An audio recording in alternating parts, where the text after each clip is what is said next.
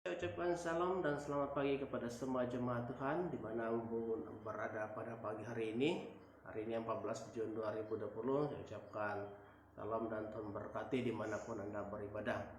Pada hari ini, pagi ini saya sangat rindu untuk berkongsi firman Tuhan yang terambil daripada kitab Mazmur 28 ayat yang ke-7. Saya akan baca bagian ini buat kita. Mazmur 28 ayat ke-7 berkata seperti begini dalam perjanjian lama. Tuhan adalah kekuatanku dan perisaiku, kepadanya hatiku percaya. Aku tertolong sebab itu beria-ria hatiku. Dan dengan nyanyianku aku bersyukur kepadanya. Dan dengan nyanyianku aku bersyukur kepadanya. Demikianlah diungkapkan oleh Daud. Saudara yang saya kasih di dalam nama Tuhan Yesus Kristus, dimanapun kita berada pada hari ini, baik saya ucapkan terima kasih pada Anda yang berbakti baik di rumah masing-masing ataupun yang mengikuti siaran langsung secara live streaming FB, YouTube dan sebagainya. Saya ucapkan selamat beribadah bersama-sama, dan saya percaya saudara-saudara pasti diberkati oleh Tuhan. Sebab apa? Saya katakan demikian karena orang Kristen membangun hidup dalam keluarga yang berbahagia dasarnya adalah apabila setiap keluarga punya kesatuan dalam ibadah, hidup selalu takut dengan Tuhan. Dan bila setiap ahli keluarga memainkan peranan gaya hidup yang selalu hidup bergaul dengan Tuhan, bergaul dengan Allah, maka akan lahir di hidup dalam kesehatian, akan lahir dalam hidup kekeluargaan, kesatuan di dalam kehidupan ini. Saudaraku, pada hari ini 14 Juni 2020 adalah hari kesyukuran tahunan peringkat SIB kawasan Papar, di mana pada hari ini selalunya kalau bukan karena PKPP, kita akan diajak untuk membawa hasil dari pekerjaan kita, yaitu hewan, ternakan, hasil tanaman ladang, keuangan kita ataupun duit untuk disumbangkan kepada pelayanan SIB kawasan Papar khususnya. Dan hal ini kita lakukan karena kita mau bersyukur kepada Tuhan atas segala yang telah Tuhan buat, atas segala yang telah Tuhan berikan di dalam kehidupan kita dalam lewat keluarga kita. Saudaraku, begini, sesungguhnya perbuatan mengucap syukur adalah memang sudah menjadi bagian dalam gaya hidup kita sebagai umat Kristen. Sebab kegiatan seperti ini adalah kehendak Allah di dalam kehidupan kita. Nah, Allah selalu menginginkan kita, saudara, untuk selalu mengucap syukur kepadanya dalam segala hal. Sama ada pada saat kita dalam keadaan kesulitan, sama ada dalam saat kita dalam kesenangan.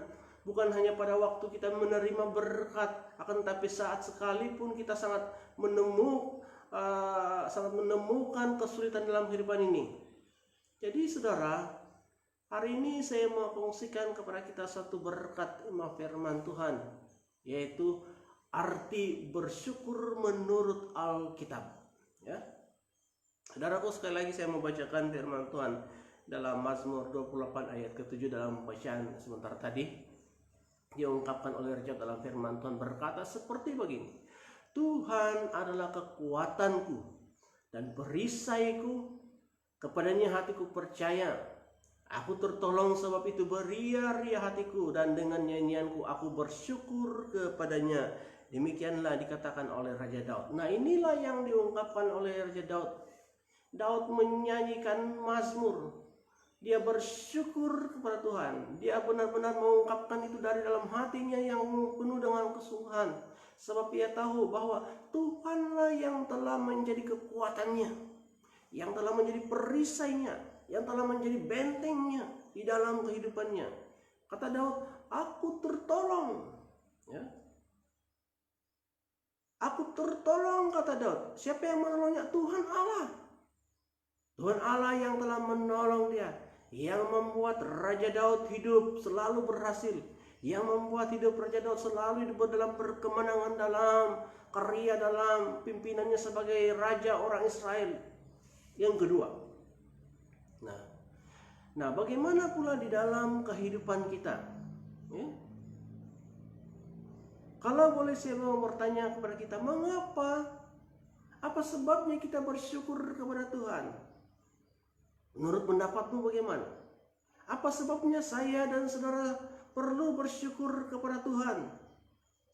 Ya, saudaraku, menurut Alkitab, arti sesungguhnya kita bersyukur kepada Tuhan ditunjukkan kepada beberapa perkara, yaitu diantaranya adalah kita bersyukur kepada Tuhan karena yang pertama, satu, kita mengakui kedaulatan Tuhan pada kehidupan kita.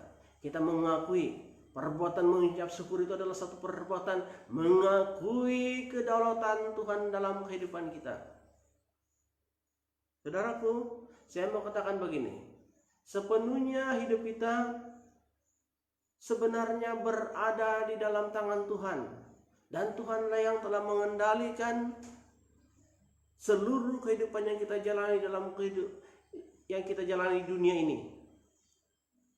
Dan saya mau katakan bahwa tidak ada sesuatu pun yang terjadi di dalam kehidupan kita di luar kuasa Tuhan.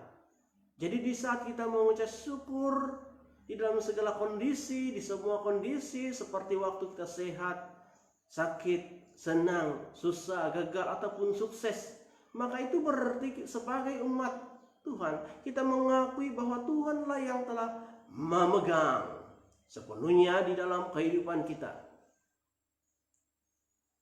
Tapi begini, jikalau kita mau bersyukur kepada Tuhan, janganlah seperti orang Kristen duniawi, ya. Jangan seperti orang Kristen yang dahulu. Jangan jadi orang Kristen yang belum mengenal Allah. Kenapa? Sebab ada orang Kristen duniawi, saudara, namanya saja orang Kristen, ya. Namanya saja orang Kristen, tapi bila dia beroleh itu berkat, ya, dia akan buat kendur yang besar bersama dengan kawan-kawannya. Itu di mana? Kadang-kadang di pub. Mereka minum sampai mabuk-mabukan. Kadang ada juga yang buat di rumah. Kononnya mereka bersyukur karena mungkin dapat kerja, mendapat pekerjaan, ataupun mendapat kenaikan pangkat, ataupun sembuh daripada sakit, ataupun anaknya sukses dalam pelajaran. Dan ada juga yang mau ucapan syukur karena ulang tahun, hari jadi, dan sebagainya. Saudara, memang mereka memang dia buat ibadah dalam rumahnya. Tetapi selepas itu, saudara, apa yang mereka buat? Mereka minum sampai memabukkan. Di luar sana sudah tersedia dengan minuman yang memabukkan. Setelah mereka minum sampai memabuk, mereka bergaduh, mereka berkelahi, saling bertikam lidah, dan lain-lain lagi. Saudaraku, sebenarnya bukan begini caranya kita bersyukur kepada Tuhan, karena menyadari kedaulatan dan kekuasaan Allah. Sebenarnya bukan begini caranya. Tetapi orang Kristen harus bersyukur sesuai dengan cara yang Alkitabiah. Ya, kita harus bersyukur sesuai dengan ajaran firman Tuhan. Itu yang pertama. Yang kedua, kita bersyukur karena kita menerima apa adanya keadaan kita. Kita bersyukur karena kita menerima keadaan hidup kita seutuhnya. Nah, bersyukur akan menjadi makna yang lebih indah dalam kehidupan kita kalau kita senantiasa menerima keadaan kita seadanya, keadaan kita yang seutuhnya. Sememangnya dalam hidup kita di dunia tidak akan indah kalau semuanya berjalan dengan lancar saja. Tapi kadang-kadang dalam hidup ini, saudara, kadang-kadang ada titik kita jatuh dan bangunnya, dan itu pasti terjadi seiring dalam kehidupan kita sehari-hari di dalam hidup di dunia ini. Apalagi pada waktu ini, kita tahu bahwa pada masa ini negara kita Malaysia bahkan dunia sudah melewati 3 bulan dalam masalah pandemi COVID-19. Banyak orang yang mengalami bisnisnya jatuh, banyak orang yang mengalami hilang pekerjaan, berjuta orang mengalami hilang pekerjaan. Ada orang yang punya perusahaan ataupun pekerjaan di ladang, yang mana sayur-sayurannya juga tidak laku, membusuk, dan bermacam-macam lagi berlaku di dalam kehidupan pada saat ini. Tetapi begini, apapun yang terjadi dalam kehidupan kita pada hari ini, di tahun 2020 ini yang sangat mencabar bagi saya, sebagai orang Kristen kita harus tetap bersyukur kepada Tuhan. Sebab apa? Sebab kita menerima keberadaan hidup kita seutuhnya. Sesungguhnya di luar sana saudara, ada masih banyak orang yang hidup dalam kekurangan. Masih ada banyak orang hidup dalam kesederhanaan. Masih banyak orang yang hidup dalam kemiskinan. Ada orang yang hanya dapat makan minum mungkin sekali sehari dan sebagainya. Tetapi walau bagaimanapun saudara, bagaimanapun keadaan kita, tetap kita bersyukur kepada Tuhan. Tetap kita berserah kepada Tuhan di dalam kehidupan kita. Yang ketiga, kita bersyukur kepada Tuhan karena kita mengetahui keberadaan Allah. Yaitu kita mengetahui keberadaan Allah dan percaya bahwa Allah turut bekerja dan berkarya di dalam segala sesuatu yang kita lakukan. Baik dimanapun kita berada, kita tahu bahwa Allah turut bekerja bersama-sama lewat kuasa Roh Kudus-Nya. Dialah yang akan membuat kita sukses, dialah yang membuat kita berhasil, dan Dia, saudara, tidak pernah tinggalkan kita walau sesaat pun.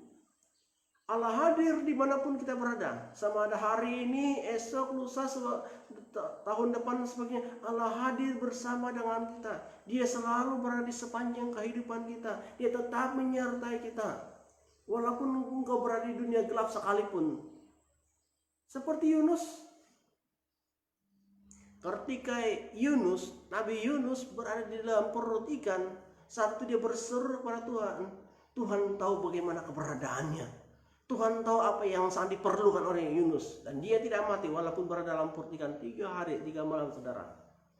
Dia diselamatkan oleh Tuhan kembali. Maka itu saya katakan bahwa dimanapun engkau berada, di suatu gelap sekalipun, Tuhan mengatai engkau dimanapun berada. Tuhan menyertai, Tuhan memberikan. Tuhan tahu pada waktu engkau kekurangan, Tuhan tahu pada waktu engkau kelebihan, Tuhan tahu engkau dalam kesusahan, Tuhan tahu waktu engkau dalam keadaan sukses. Tetapi kita harus bersyukur kepada Tuhan. Yang keempat, bersyukur berarti membawa kurban bagi Allah. Bersyukur berarti membawa korban bagi Allah. Makanya saudara adalah begini. Janganlah kita selalu menghadap kehadirat Tuhan dengan tangan yang hampa. Apa sebab apa? Kenapa? Sebab kita pastinya tidak akan hidup pada hari ini kalau ataupun sekiranya Tuhan tidak pernah memberi apapun sen. Tidak ada sen, tidak ada berkat sedikit pun pendapatanmu, tidak ada titik palumu dalam kehidupan ini. Dalam soal membawa korban kepada Allah, sebenarnya korban persembahan kepada Allah ini sebenarnya soal hati dan iman kita. Makanya saudaraku, di gereja-gereja Kristen pada hari ini, hal membawa korban persembahan kepada Tuhan adalah perkara yang selalu dipersoalkan, perkara yang selalu menjadi perbualan hangat.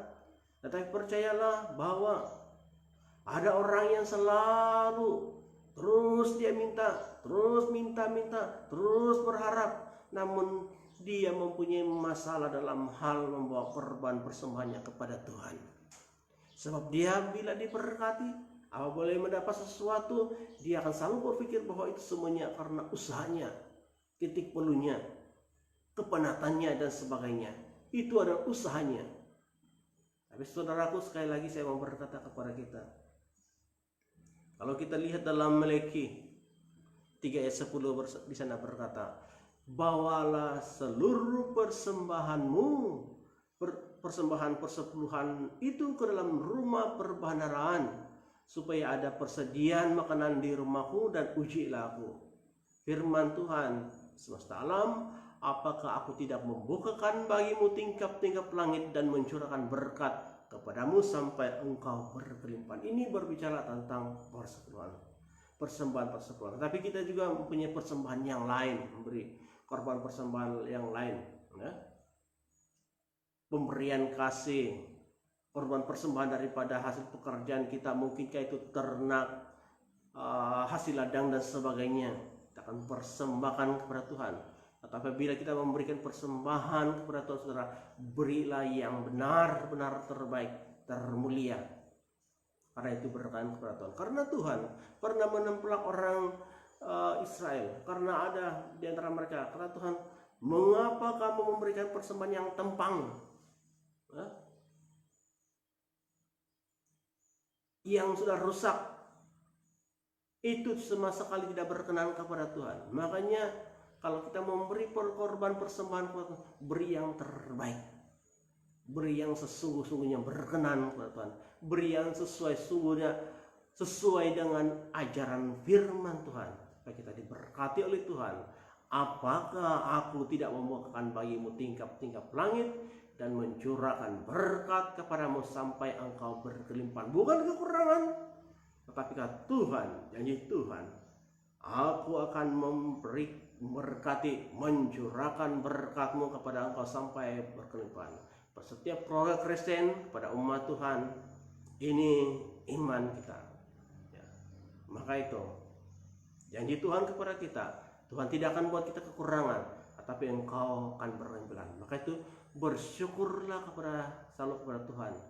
Jangan selalu datang ke hadirat Tuhan dengan tangan hampa, tetapi membawa korban persembahan yang terbaik kepada Tuhan sebagai ucapan syukurmu kepadanya. Yang kelima, bersyukur merupakan kesepakatan kita bersyukur merupakan kesepakatan kita dengan Tuhan, ya. Nah, bila kita punya kesepakatan dengan Tuhan, artinya kita bersetuju dengan kehendaknya Tuhan. Artinya dalam apapun keadaan yang terjadi dalam kehidupan kita, kita tidak akan bersungut-sungut kepada Tuhan. Ini pernah terjadi dalam Alkitab, saudara. Orang Israel ketika mereka keluar daripada tanah Mesir, mereka bersungut-sungut apabila mereka dalam kekurangan, mereka bersungut-sungut apabila mereka kekurangan makanan, mereka bersungut-sungut karena mereka tidak dapat makan daging dan sebagainya. Lebih baik kami mati di hadapan makanan yang enak, katanya, kenyang, daripada kami mati kelaparan di padang gurun. Akhirnya, saudara, apa yang terjadi? Tuhan telah menghukum mereka akan mendapat tulah apabila selalu bersungut kepada Tuhan. Maka saudara, jangan kita selalu bersungut kepada Tuhan, karena itu akan menjadi fatal akibatnya, parah akibatnya. Ada orang yang akan kena tulah oleh karena selalu bersungut kepada Tuhan. Tetapi sebagai orang Kristen, kita tidak akan menyalahkan Tuhan. Kenapa hal ini terjadi dalam kehidupan kita? Kenapa bisa sih terjadi dalam kehidupan pada saat ini? Nah, ini yang terjadi pada tahun 2020, sangat mencabar sekali. Tapi saya katakan begini, tetapi walau bagaimanapun, sebagai orang Kristen, bersyukurlah kepada Tuhan dalam segala hal, ya. Ini sudah menjadi bagian gaya hidup kita, pola hidup kita sebagai orang Kristen. Tahu apa? Sebab Tuhan itu adalah yang terutama, yang paling utama, yang perlu kita muliakan di dalam kehidupan kita. 1 Tesalonika 5 ayat 18 berkata, mengucap syukurlah dalam segala hal, sebab itulah yang dikehendaki Allah di dalam Yesus. Sesungguhnya, seluruhnya mengucap syukur dalam segala hal, kata firman Tuhan, karena itulah yang dikehendaki Allah dalam kehidupan kita. Saudara-saudariku yang saya kasih dalam nama Tuhan Yesus, inilah beberapa perkara, beberapa hal yang kita dapat belajar dari firman Tuhan. Arti bersyukur menurut Alkitab. Jadi bagaimana respon kita sebagai umat Allah? Bagaimana respon kita sebagai Kristen kan firman Tuhan yang kita dengar pada hari ini? Yaitu mari kita selalu hidup bersyukur kepada Tuhan Allah kita Yesus Kristus. Sebab Dia Allah yang selalu menyertai hidup kita. Dia Allah yang selalu bersama-sama dalam kehidupan kita. Baik pada waktu kita susah, baik pada waktu kita senang, baik pada waktu kita sakit. Walau baik kita dalam penderitaan dan sebagainya dalam kehidupan kita, Dia Allah yang senantiasa menyertai kita dengan kuasa Roh Kudus-Nya. Dan meskipun mungkin kita ada pergumulan, kita banyak pergumulan yang tidak pernah ada sudahnya, tetapi nyatakanlah setiap persoalan hidupmu kepada Tuhan sambil bersyukur kepadanya. Sekali lagi saudara, sebelum mengakhiri dan menutup pembicaraan pada pagi hari ini, sekali lagi saya mengucapkan terima kasih kepada kita semua dimanapun kita berada mendengarkan suara firman Tuhan lewat hambanya.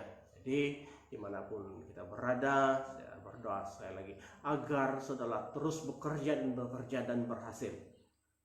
Bukan saja berhasil tetapi beruntung dan beruntung, berkelimpahan seperti kata firman Tuhan.